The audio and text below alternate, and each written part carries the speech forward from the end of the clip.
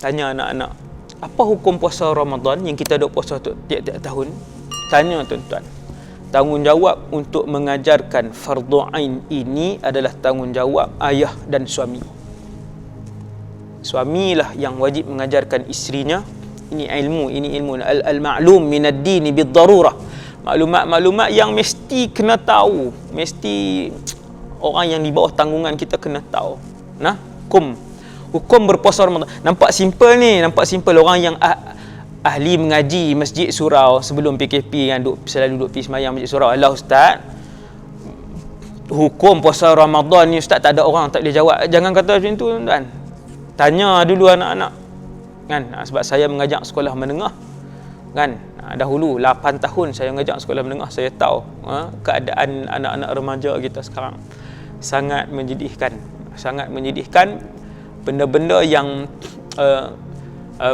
basic information pun, maklumat yang sangat asas tak tahu. Tanya Rasul Ulul Azmi, tanya maksud asyhadu an la ilaha illallah wa asyhadu anna Muhammadar Rasulullah pun tak boleh dijawab. Wahai ayah, wahai suami, ketahuilah isteri dan anak-anak kamu di bawah tanggungjawab kamu untuk kamu sampaikan. Berkata pengarang Ustaz Muhadir pada soalan keempat, ijma' mengatakan bahawa puasa bulan Ramadan adalah fardu. Puasa bulan Ramadan adalah fardu. Ini tak ada khilaf tuan-tuan, tak ada khilaf. Kun ada seorang ulama pada kurun tertentu, kurun sekian-sekian, sebut bahawa puasa bagi dia adalah sunat muakkad. Tak sama macam korban. Korban ada yang kata wajib, ada yang kata sunat muakkad. Melakukan korban. Begitu juga witir, ada yang kata wajib indal Hanafiyah, dan ada yang kata sunat muakkad.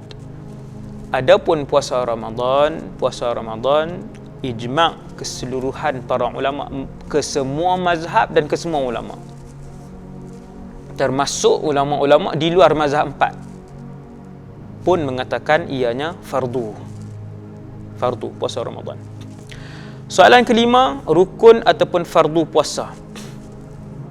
Rukun ataupun fardu puasa. Rukun dengan fardu puasa apa beza? Sama. Syarat di luar. Syarat di luar. Rukun atau fardu sama. Syarat benda lain. Tetapi kalau tak ada syarat, tak sahlah puasa itu juga. Tak ada rukun pun tak sah, tak ada syarat pun tak sah juga. Cuma apa beza rukun dengan syarat? Rukun adalah diri puasa itu. Syarat dia berada di luar yang menyokong puasa tu, tapi kedua-duanya sama penting. Pokok pisang, daun dia itu rukun, batang dia rukun, akar dia rukun, buah dia rukun. Tanah itu syarat. Air yang untuk dihidup itu syarat. Udara itu syarat. Cahaya matahari yang itu syarat. Itu. Bolehkah pokok pisang tanpa tanah? Tak boleh. Tetapi adakah tanah itu sebahagian daripada pokok tu? Bukan. Itulah perbezaan fardu dan syarat. Fardu dan syarat. Rukun atau fardu puasa ada dua. Rukun dengan fardu sama. Rukun atau fardu puasa ada dua. Yang pertama, menahan diri daripada melakukan apa yang boleh membatalkan puasa. Yang kedua, niat pada malam hari. Niat pada malam hari. Soalan yang kelima. 6. Kenapa niat puasa fardu mesti ada? Saja aku puasa fardu, kan kita niat pada waktu malam, kenapa kena sebut fardu? Ni di sisi Syafi'i ya. Di Malaysia ni mazhab Syafi'i tau. Kita ni mazhab Syafi'i. Jadi kita berpuasa mengikut mazhab Syafi'i. Kalaupun orang itu dia pakar mazhab Hanafi, contoh mengaji di mana-mana tempat mazhab Hanafi dia reti, dia boleh mengajak kitab fiqh Hanafi. Dia balik dia tak mengajak fiqh Hanafi kerana merai penduduk setempat di Malaysia yang mana rujukan para muftinya, rujukan asas mufti-mufti di Malaysia yang mu'tabar ini adalah mazhab Syafi'i, dan amalan penduduk setempat di Malaysia adalah berpandukan mazhab as-sadati Syafi'iyah. Maka pendakwah yang bijak, pendakwah yang cerdik, pendakwah yang rasional, yang hakim, dai yang hakim, alimun yang bijaksana, dia takkan buat masuk mazhab itu dan ini untuk diterangkan kepada masyarakat, ataupun dia mengajak masyarakat untuk mengamalkan mazhab lain di tempat yang kebanyakannya adalah beramalan dengan mazhab Syafi'iyah. Jadi mengikut mazhab Syafi'i, puasa mesti sebut puasa fardu. Niat puasa fardu mesti ada untuk membezakan dengan hanya semata-mata menahan lapar. Ia juga untuk membezakan dengan puasa sunat, dengan puasa sunat. Nah, nanti kita tengok, wallahu alam, ada dalam ni perbahasan puasa sunat. Nah, saja aku puasa sunat esok hari itu dah boleh kan, kalau puasa sunat Isnin, puasa sunat Khamis, kecuali puasa-puasa sunat yang muayyan, saum muayyan. Kalau puasa sunat yang umum tu boleh sebut macam tu saja. Saja aku puasa sunat, cukup kan. Tapi kalau puasa Ramadan, saja aku puasa fardu Ramadan. Okey. Untuk membezakan dengan puasa sunat. Soalan ketujuh, kenapa perempuan yang haid tak boleh berpuasa? Kalau puasa juga hukumnya haram, maksudnya berdosa. Okey. Perempuan yang haid tak boleh berpuasa, hukum dia litta'abbudi.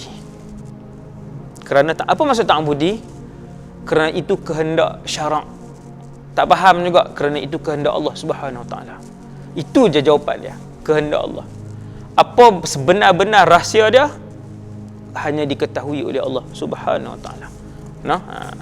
Nanti dalam syurga insya-Allah pakat-pakatlah tanya kan, tanya Rasulullah sallallahu alaihi wasallam, ya Rasulullah, kenapa dulu, contohlah contoh, kenapa dulu orang haid tidak boleh berpuasa? Bukan saja puasa Ramadan, bahkan puasa sunat pun tidak dibenarkan. Hukumnya haram. Antara puasa dan jemputan, kalau satu orang puasa sunat, muka surat 4, dia ke majlis perkahwinan ataupun kenuri atau apa-apa keraian.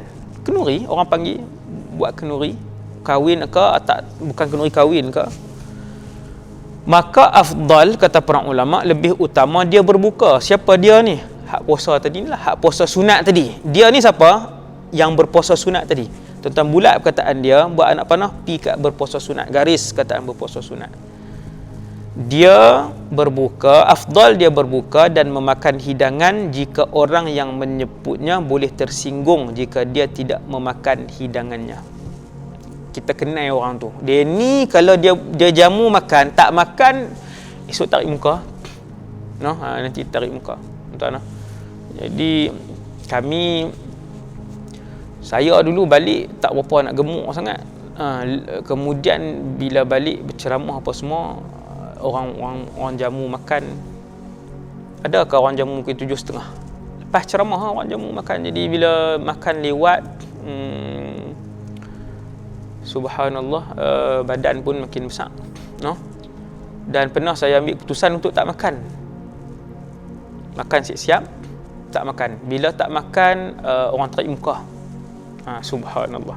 Betul ni hak-hak yang Ustaz Muhadir sebut ni kan. Jadi tempat tu kita tahu lah. Tempat tu kita tahu dah. Walaupun yang saya cerita tadi malam lepas ceramah kan, cuma nak beritahu suasana tu. Kalau kita puasa sunat, afdal kita berbuka jika orang yang nyemput tu boleh tersinggung kalau kita tak makan. Tapi kalau dia tak tersinggung, meneruskan puasa sunat lebih afdal. Ini untuk puasa sunat. Itu untuk puasa sunat. Jika dia berpuasa wajib seperti puasa qada, dia puasa qada bukan Ramadan, puasa qada. Bulan Safar, bulan Zulhijjah, Zulqa'dah, dia puasa qada. lepas tu pi kenuri, maka tidak boleh dia membatalkan puasanya. Tak boleh dia batalkan puasanya. Kalau dia batalkan puasa itu, dia berdosa. Dia berdosa. Okey, kemudian nombor 9. Berpuasa mengikut mazhab selain mazhab Syafi'i, boleh tak? Ni yang saya sebut tadi. Ni yang saya sebut tadi. Ulama bahas tak benda tu? Ulama bahas. Ada dalam kitab Tanwirul Qulub. Dia bahaskan. Tidak boleh berpuasa mengikut mazhab selain mazhab Syafi'i. Itu di negara kita. Di negara kita. Sebab mufti-mufti kita mazhab Syafi'i, qadhi kita mazhab Syafi'i. Kecuali lah di tempat yang bercelaru, yang tak ada mazhab. Di Malaysia ni, yang tak ada mazhab, celaru lah tu. Kan, tak ada panduan. Ikut mazhab ni, ikut mazhab ni, celaru. Dan orang awam tak boleh nak berpegang kepada satu sistem yang umum. Sebab itu ribuan tahun para ulama kita mengajar dan mendidik, mentarbiah ummah untuk berpegang dengan mazhab. Kecuali pada certain keadaan dibenarkan untuk taklid dengan mazhab lain. Bukti para ulama sejak dahulu, imam-imam besar yang bertaraf mujtahid tetapi juga berpegang dengan mazhab, ialah dalam kitab-kitab fiqh disebutkan. Tempat tu pegang dengan mazhab apa? Mufti dia mazhab apa? Qadhi dia mazhab apa? Itulah mazhab orang awam di tempat tersebut. Tuan-tuan sekalian. Maka tak boleh berpuasa mengikut mazhab selain mazhab Syafi'i, umpamanya mazhab Hanafi, Maliki, Hambali, kerana dia tidak tahu syarat rukun, perkara yang batal ikut puasa dalam mazhab lain. Tuan-tuan,